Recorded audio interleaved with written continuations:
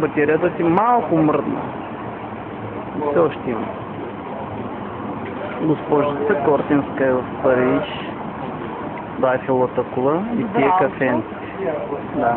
Добро утро, защото очите светят все още. 11 часа е. Тия кафенци. Бялък дискнитка, имам роза.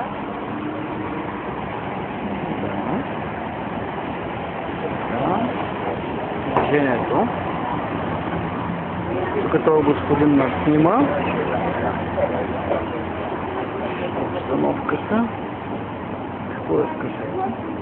Кулата се намира зад тази сграда. Айде, едно кулуване. Айде, не се ската. Ще ми интересно. Автобусчета. Това е между другото принца на нашия автобус, който трябва да пани. Да. Точно и това не мога да ги различа. Това е нашия научен. Това се съзбира си вътре. И те колета ще няма. Видяхме Петит Форестер и тук го има също. Това е на Петит Форестер. Камиончи. Да, много ги има тук. Там има колело. Къде има колело? Много далеко.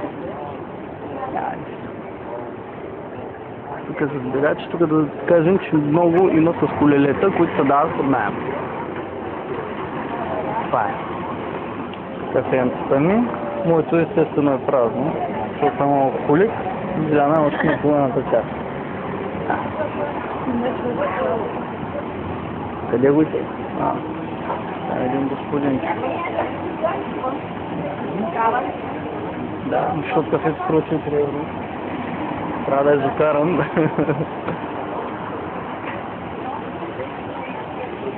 На колело не минава. Право. Там ги има паркиране. Пак се си една ли да си имат, но... Това е голям, бе, брат. Хедър. И ти си има... Това е типичният француз, червен флакон и мусал. Да. То виж му маниерите само. Само вижте маниерите по фотката. Това си жив пендел. Виж му само как такова. Ръчичка.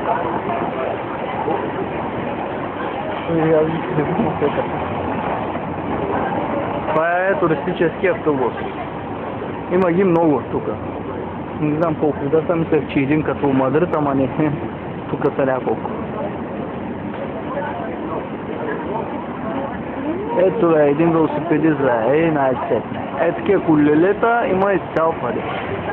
Под наем.